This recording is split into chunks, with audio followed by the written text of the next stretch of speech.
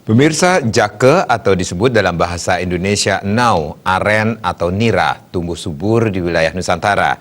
Jake saat masih pada fase tunas jarang mendapat perhatian karena tumbuh liar di rawa, semak, lembah hingga tebing. Meski demikian, tanaman tersebut kaya manfaat.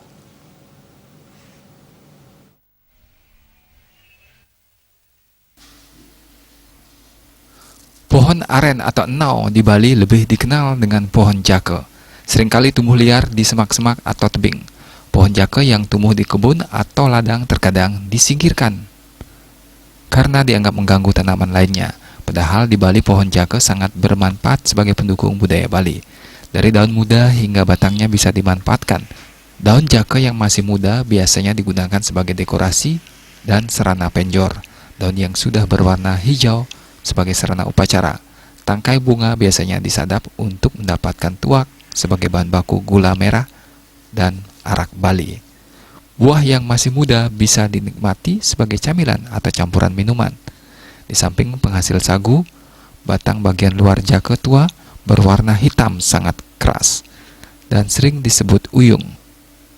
Kayunya itu biasanya digunakan sebagai gagang perabotan. Justru hal yang paling penting dan langka adalah serabut hitam di pangkal pelepah daun dan batang pohon yang disebut ijuk. Umat Hindu di Bali menggunakan ijuk sebagai atap linggih maupun meru sebagai tempat persembahyangan. Kini keberadaan ijuk sudah sangat sulit didapatkan.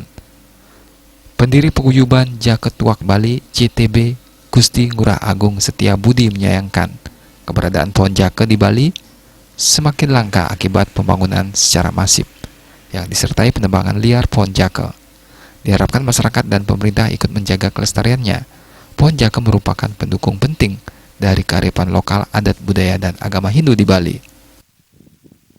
Berharap kepada pemerintah dan masyarakat Bali secara umum untuk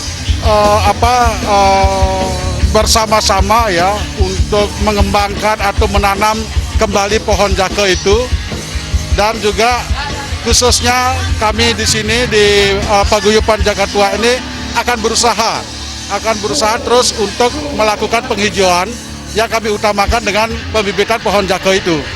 Nah, itu harapan kami kepada masyarakat Bali secara luas supaya kedepannya, karena Bali itu identik dengan kearifan lokalnya.